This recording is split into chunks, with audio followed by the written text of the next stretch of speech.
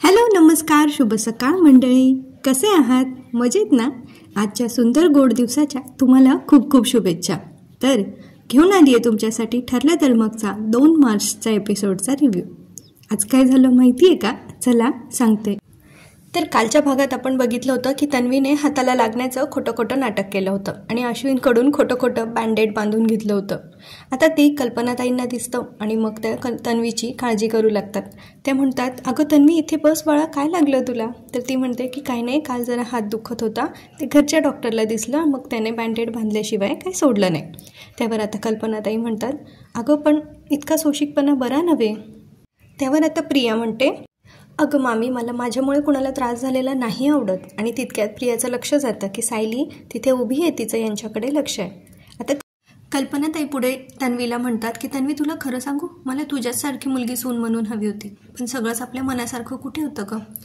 आता प्रिया म्हणते की मामी, काहींना आपला आनंद बघवत नाही गं.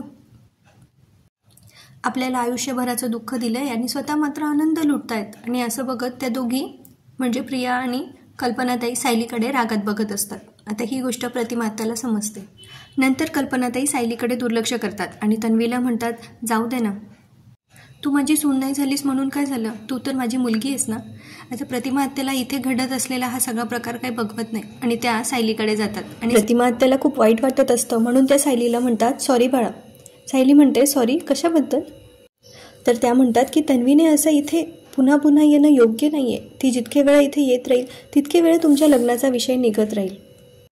पण मी आणि तिचे बाबा तिला इथे येण्यापासून नाही थांबवू शकत. परिस्थिती इतकी नाजूक आहे ना की आम्हाला तिच्या कलेने घ्यावं लागतं. तर सायली आता पुढे तिचं मोठं मन दाखवत म्हणते की मग त्यासाठी सॉरी म्हणण्याची काय गरज आहे प्रतिमा आत्या? ही माणसं जशी तुमची आहेत तशी तिची पण आहेत ना. आता सायलीचा समजूतदारपणा पाहून प्रतिमा आत्या खुश होतात. त्या म्हणतात, एवढा समजूतदारपणा कुठून आणतेस ग तू? समोरच्याने तुझ्याशी कसंही वागू देत, तू मात्र त्याच्याशी चांगलंच वागते. तर सायली त्यांना सांगते की समोरच्याने आपल्यावर कसं वागायचं याच्यावर तर आपण ताबा नाही ठेवू शकत ना, पण आपण स्वतःच्या वागण्यावर ताबा ठेवू शकतो. आणि मी तेच करते. आणि तुम्हीच मला सांगितलंय ना की शांतपणे वाट बघ, मग मी वाट बघते. आणि ही माणसं काय हो, माझीच आहेत. मग त्यांच्याबद्दल मनात कडवटपणा कशाला आणायचा? किती समजूतदार आहे ना सायली खरंच. प्रतिमा आत्याला सायलीचा समजूतदारपणा खूप आवडतो आणि त्या म्हणतात, अशीच राहा बाळा. कधी कधी वाटतं तूच माझी मुलगी असायला हवी होतीस. मग सायली म्हणते, असायला हवी होती म्हणजे मी तुमची मुलगीच आहे ना. आणि मग ती प्रतिमा आत्यांचा नमस्कार करते. त्या तिला आशीर्वाद देतात की नेहमी अशीच हसत राहा, तुझ्यावरची सगळी संकटं दूर होऊ दे. तेव्हा सायली विचार करते की मधुभाऊंची केस हे माझ्यावरचं सगळ्यात मोठं संकट आहे आणि हे तुमच्याकडून हा आशीर्वाद मिळण्याची मला फार गरज होती. तुम्हाला सगळं नेहमी न सांगता कसं कळतं? आता पुढच्या सीनमध्ये सगळे म्हणतात, हर हर महादेव. आणि अशा पद्धतीने त्यांची पूजा संपन्न झाली आहे. आता गुरुजी म्हणतात की घ्या, आता सगळ्यांना प्रसाद वाटून द्या. तेव्हा कल्पनाताई तन्वीला सांगतात प्रसाद वाटण्यासाठी. हे ऐकून सायली, अर्जुन, प्रतिमा आत्या यांना जरा वेगळं वाटतं. प्रिया पुन्हा नाटकं करत म्हणते, मामी, मी या घरची सून असते तर हक्काने दिला असता प्रसाद, पण आता मी प्रसाद वाटला तर जरा ऑड नाही का वाटणार? तर तिला कल्पना आत्या सांगतात, अगं तू पण या घरचीच आहे, वाट तू प्रसाद. आता ते प्रसादाचं भांडं तन्वीच्या हातात घेतात, पण तन्वीने नाटक केलंय ना हात दुखण्याचं, त्यामुळे अश्विन आता तिला डॉक्टरी सल्ला देतो की त्या हातावर भर येता कामा नये, हे मी तुला आधीच सांगितलं होतं, त्यामुळे तू नको करूस. पण प्रियाला आता हातचा आलेला चान्स काही घालवायचा नाहीये म्हणून ती म्हणते, अरे नाही, अरे घरचा प्रसाद वाटण्यासाठी थोडा त्रास झाला तर तो सहन करेल मी. आणि म्हणून ती सगळ्यांना प्रसाद देण्यासाठी जाते. तेव्हा तिच्या हातातून प्रसादाचं भांडं खाली पडायला लागतं, पण सायलीच्या हातात जाऊन पडतं ते आणि प्रसाद वाचतो. आता प्रिया जरा सायलीवर चिडत असते, पण ती काय करणार, तिला पण कळतंय की देवाच्या मनात काय येते. पुढे गुरुजी म्हणतात की अहो, प्रसाद पडला असता तर अपशकुन झाला असता आणि सायलीने, तुमच्या घरच्या सुनेने तो अपशकुन होण्यापासून वाचवला. कदाचित महादेवाचाच संकेत आहे की हा प्रसाद घरच्या सुनेकडूनच वाटला जावा. आणि आता तर अर्जुनला चान्सच पाहिजे होता सायलीची बाजू घेण्याचा, कारण मगासपासून त्याला प्रियाचं वागणं टॉलरेट होत नव्हतं, पण पूर्णाजी आधीच अपसेट होत्या म्हणून तो काही बोलत नव्हता. आता तो लगेच चान्स मारत बोलतो, करेक्ट, आणि रीत पण अशीच आहे ना, नाही? तर गुरुजी म्हणतात, हो हो, अगदी तशीच असते. आणि सायलीला म्हणतात, वहिनी तुमच्या हाताने सर्वांना प्रसाद वाटा. प्रतिमा आत्याला हे बघून फार बरं वाटतं, पण कल्पनाताईंचा मात्र नाईलाज होतो. सायलीला मात्र देवाच्या या चमत्काराचं फार अप्रूप वाटत असतं आणि म्हणून ती सगळ्यांकडे बघत असते. तर गुरुजी म्हणतात, वहिनी काही शंका आहे का मनात? सायली म्हणते नाही, आणि मग ती सगळ्यांना प्रसाद वाटू लागते. आणि अशा पद्धतीने सुभेदारांच्या घरची महापूजा इथे संपन्न होते. आता सायली पूजेनंतरची सगळी आवरावर करत असते. तिला पाहून जळकुटी प्रिया पुन्हा सायलीवर चिडत असते. मनातल्या मनात ती म्हणत असते की हिला अजून सून म्हणून स्वीकारलं नाहीये, तरी ही घरात महाराणी असल्यासारखी फिरत असते. तेवढ्यात तिथे कल्पनाताई येतात आणि म्हणतात, ए मुली, गुरुजींनी सांगितलं म्हणून तुला पूजेला बसू दिलं आणि प्रसाद वाटू दिला. आता तू या पूजेला हात लावायचा नाहीस. आता मात्र अर्जुनला सायलीचा होत असलेला अपमान सहन होत नाहीये आणि तो शेवटी कल्पनाताईंना बोलतो की मम्मा, गुरुजींनी सांगितलं ना की देवाचा संकेत होता म्हणून सगळं माझ्या बायकोच्या हाताने झालं आणि तरी तू तिच्याशी असं वागतेस. तन्वी आता मध्ये काहीतरी बोलायला जाणारच असते. तेवढ्यात तिला प्रतिमात्या सांगतात की आता आपण निघायला हवं. तेव्हा कल्पनाताई तिला थांबवत म्हणतात की अजून थोडा वेळ थांबला असतात तर बरं झालं असतं. मग प्रिया पण मध्ये बोलते, अगं अजून मला पूर्णाजींशी खूप गप्पा मारायच्या आहेत. पण प्रतिमा आत्या काही तिचं ऐकत नाही. त्या म्हणतात, घरी चालायचं आहे आता आपल्याला, तुझे बाबा आपली वाट बघत असते. ती प्रियाला घेऊन जातात. आता जाता कल्पनाताई तिला सांगतात की तन्वी, वरच्यावर येत जा बाळा. तेव्हा तन्वी मोठ्या तोऱ्यात त्यांना सांगते, हे माझंच घर आहे आणि मी इथे येणारच आहे. कुठला माझं या तन्वीला. आता कल्पनाताई अर्जुनवर चिडतात आणि म्हणतात, तुझ्या बायकोची बाजू घेण्यासाठी तू आता मला पाहुण्यांसमोरही बोलणार आहेस का? त्यावर अर्जुन म्हणतो, पाहुणे, अगं नेहमी तर तू तन्वी या घरची कशी आहे हे दाखवून देण्याचा प्रयत्न करत असतेस ना. आता अश्विन म्हणतो, दादा तू अजूनही मम्माशी रूढ बोलतोय. आणि कल्पनाताई पण त्याला म्हणतात, तू आधी असा नव्हताच रे अर्जुन, पण हा उद्धटपणा कोणाच्यामुळे आलाय ना ते मला चांगलंच माहिती आहे.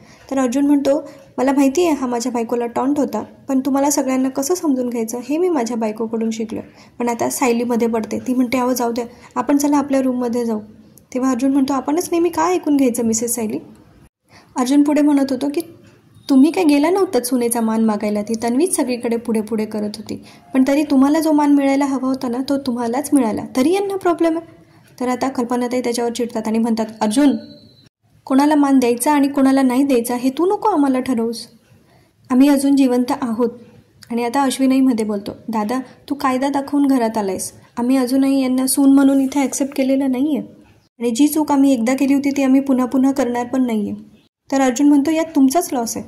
माझी बायको सोनं आहे सोनं, पण तुम्हाला जर दगड आवडत असेल तर त्याला कोण काय करणार आहे. आता सायली पुन्हा मध्ये चिडते, कारण तिला वाटतंय की हा विषय काही इथे लवकर संपणार नाही आहे. म्हणून ती आता अर्जुनवर रागवली आणि अर्जुनला म्हणते की बस झालं, तुम्ही माझी बाजू घेण्याच्या नादात त्यांच्याशी वाद घालताय, त्यांच्याशी उद्धटपणे बोलताय, हे तुम्हाला कळत नाही आहे का?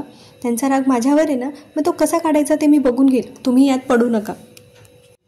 आणि मी त्यांना पूजेला हात लावायला नको आहे ना, तर मी नाही लावणार हात. आणि असं म्हणून सायली तिच्या रूममध्ये निघून जाते. आता अर्जुनही तिच्या पाठोपाठ जातो. अर्जुनला आता कळलं आहे की आता रूममध्ये गेल्यावर आपल्याला ओरडा बसणार आहे, त्यामुळे त्याने आधीच शरणागती पत्करून घेतली आहे. आता अर्जुन सायलीला म्हणत असतो, ओरडा मला, बोला, खाली तुम्ही मला जे बोलू शकलात नाहीत ना ते तुम्हाला बोलायचं होतं ते इथे बोला, तुम्ही असं का वागलात, तुम्हाला कळत नाही का, तुम्हाला तोंडाला कोलूप लावता येत नाही का, वगैरे वगैरे सगळं. सायली पुढे अर्जुनला रागवून चिडते ती त्याच्यावर आणि म्हणते, तुम्हाला काही कळतं का हो, तुम्हाला सगळी मस्करी वाटते का? आज खऱ्या अर्थाने आपण जोडपं म्हणून पहिल्यांदा पूजा केली होती, त्याचा आनंद घ्यायचा सोडून तुम्ही नको ते बोलत बसलात. अर्जुन म्हणतो, नको ते असं कसं, जे बोलायला पाहिजे होतं ना तेच बोललो मी. सायली म्हणते, पण त्याचा कोणावर काय परिणाम होईल याचा विचार केला का तुम्ही? अर्जुन म्हणतो, हां. आणि ते बोलतात ते सायली त्याला बोट दाखवत म्हणते, हक्क आहे त्यांचा, तो आपल्याला नाही हक्क त्यांच्यावर रागवण्याचा. आता अर्जुन इथे निरागस छोट्याशा मुलासारखा एक्सप्रेशन देतो आणि कान पकडून सॉरी म्हणत असतो. आता सायली म्हणते, सॉरी वगैरे म्हणण्याची काही गरज नाही आहे. माझं फक्त एवढंच म्हणणं आहे की आजचा दिवस इतका छान गेला होता, पूजा मनासारखी झाली होती, अथर्व विचारे सापडला होता, तर ह्या दिवसाची सांगता अशी वादावादीने व्हायला नको होती. पण अर्जुनने अजूनही कान पकडले आणि तो म्हणतो, सॉरी. सायली म्हणते, ठीक आहे, कान वगैरे नको पकडू. तर तो म्हणतो, नाही, जोपर्यंत तुम्ही मला माफ केलं असं म्हणत नाही ना तोपर्यंत मी कान सोडणार नाही. मग माझे कान असेच हाताने खेचत दाराबाहेर गेले, जिन्यापासून गडबडून खाली गेले तरी मी हात सोडणार नाही. आता सायलीला मात्र हसायला येतं आणि ती म्हणते, बस झालं, त्या कानांना तरी सोडा, माफ केलं मी तुम्हाला, पण परत माझ्या माणसांना असं उलटून बोलायचं नाही आहे. त्या शब्द अर्जुन तिला म्हणतो, दिला शब्द. सायली म्हणते, नाही, कान सोडा आणि शब्द द्या. आता ती त्याच्याकडून शब्द घेते.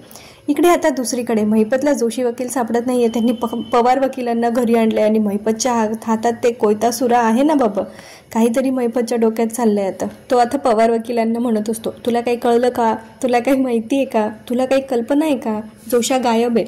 आता पवार वकील महिपतला सांगतात की हे बघा साहेब, तुम्हाला काहीच करावं लागणार नाही आहे, मी मधुकर पाटलाला सोमवारची नोटीस पाठवली आहे कोर्टात हजर राहण्याची. आता साक्षी पण त्यांना सांगते, प्लीज हा शेवटचा टप्पा आहे. आता काहीही गोंधळ होता कामा नये. तर पवार वकील म्हणतात काहीही गोंधळ होणार नाही. पहिला टप्पा म्हणून आपण मधुकर पाटलांची जामीन रद्द करून घेऊया. सोमवार नंतरची कुठलीच सकाळ तो आपल्या घरात बघू शकणार नाही. त्यावर महिपत म्हणतो दुसऱ्याच्या घरात बघितली तर. त्यावर पवार वकील म्हणतात म्हणजे साहेब कोणाच्याच घरची तो सकाळ बघू शकणार नाही, कारण तो तोपर्यंत जेलमध्ये खडी फोडत गेलेला असेल. आता महिपत त्याला म्हणतात पाठव, आताच्या आता नोटीस पाठव. दुसरीकडे सायली आणि अर्जुन पण केसबद्दल चर्चा करतात. आता सायली अर्जुनला सांगते की तुम्ही साक्षी शिकरेला नोटीस पाठवली का?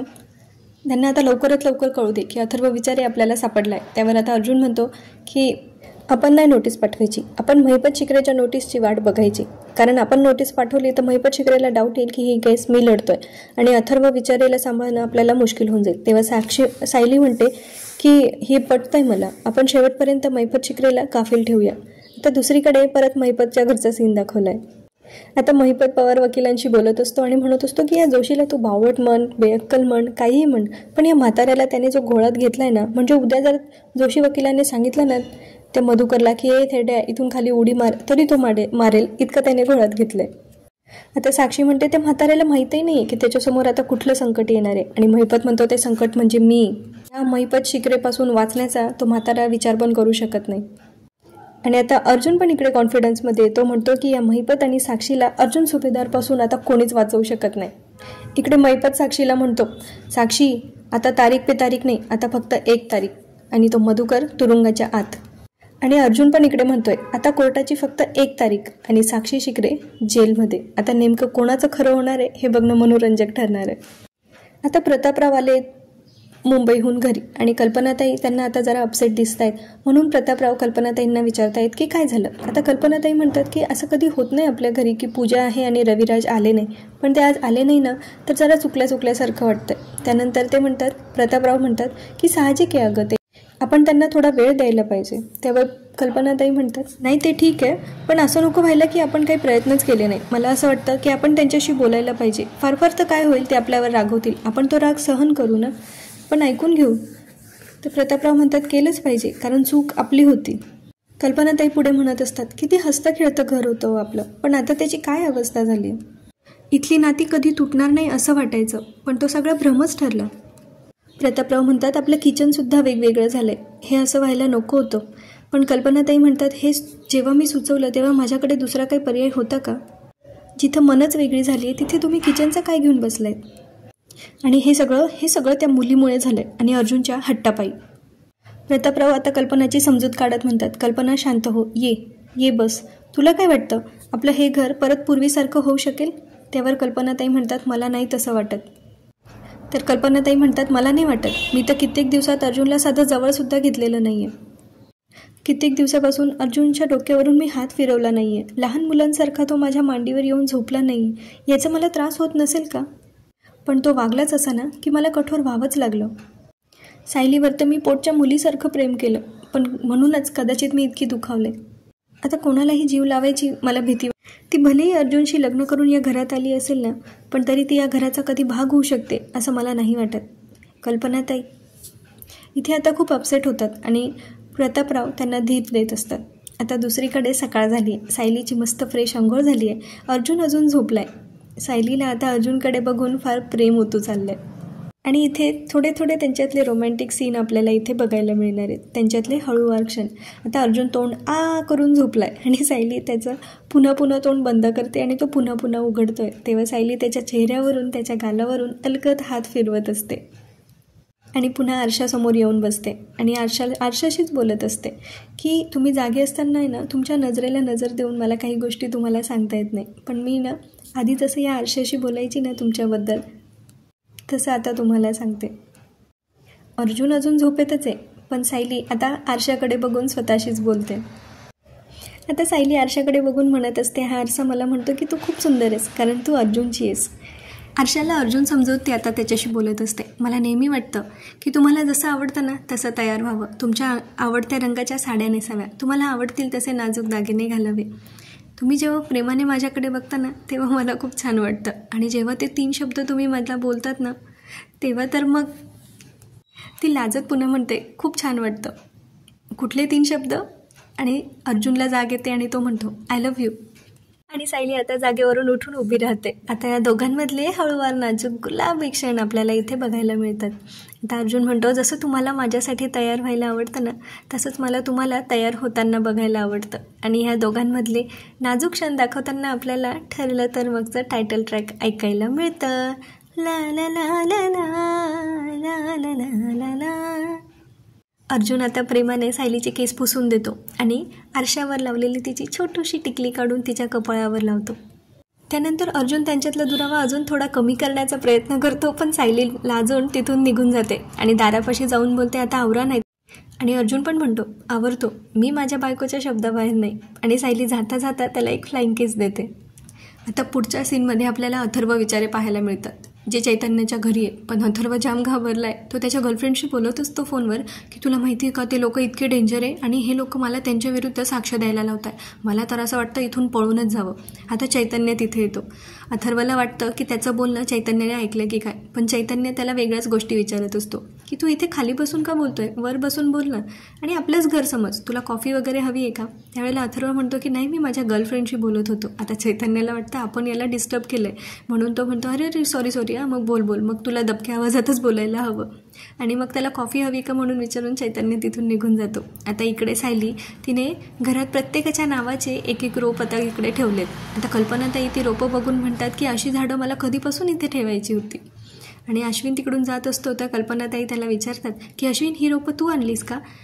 अरे मला खूप आवडतात, मग आपण एक काम करूया, आपण ही 2 झाडं इकडे ठेवूया, 2 झाडं तिकडे ठेवूया. तेवढ्यात अश्विन म्हणतो, मम्मा ही रोपं मी नाही आणली आहेत. तेव्हा सायली तिथे येते आणि सायली म्हणते की ही रोपं मी आणली आहेत. आणि ती प्रत्येक रोपावर तिने एक एक कुटुंबातील सदस्याचं नाव लिहिलेलं असतं. आणि ती सगळी रोपं एक एक करून कल्पनाताई आणि अश्विनला दाखवतात आणि म्हणतात की ही रोपं अजून लहान आहेत, यांची मुळं अजून पाहिजे तशी घट्ट नाही आहे, पण यांना छान खतपाणी घातलं ना तर हे एक दिवस यांची मुळं नक्की घट्ट होतील. आपल्या नात्यांचं पण अगदी असंच आहे ना. पण कल्पनाताई मात्र त्यावर काहीही बोलत नाही आणि अश्विन आणि कल्पनाताई तिथून निघून जातात. आणि इथेच आजचा भाग संपतो. आता पुढच्या भागात आपल्याला बघायला मिळणार आहे की अर्जुन चैतन्याच्या घरी जातो, तेव्हा चैतन्य त्याला सांगतो की अथर्व विचारी सापडत नाहीये, तो कदाचित गायब झालाय. आणि अर्जुनला धक्का बसतो. त्यानंतर अर्जुन सायलीला फोन करतो आणि तिला सांगतो की अथर्व विचारे सापडत नाहीये, तो गायब झालाय. आता कुठे गेला असेल अथर्व विचारे. महिपतला कळलं असेल का त्याच्याबद्दल, की तो स्वतःच घाबरून कुठेतरी निघून गेला असेल. हे बघणं आता मनोरंजक ठरणार. तेव्हा भेटूया पुढच्या भागात. तोपर्यंत आपली आणि आपल्या प्रियजनांची काळजी घ्या. जाता जाता चॅनलला प्लीज सबस्क्राईब करून जा. धन्यवाद.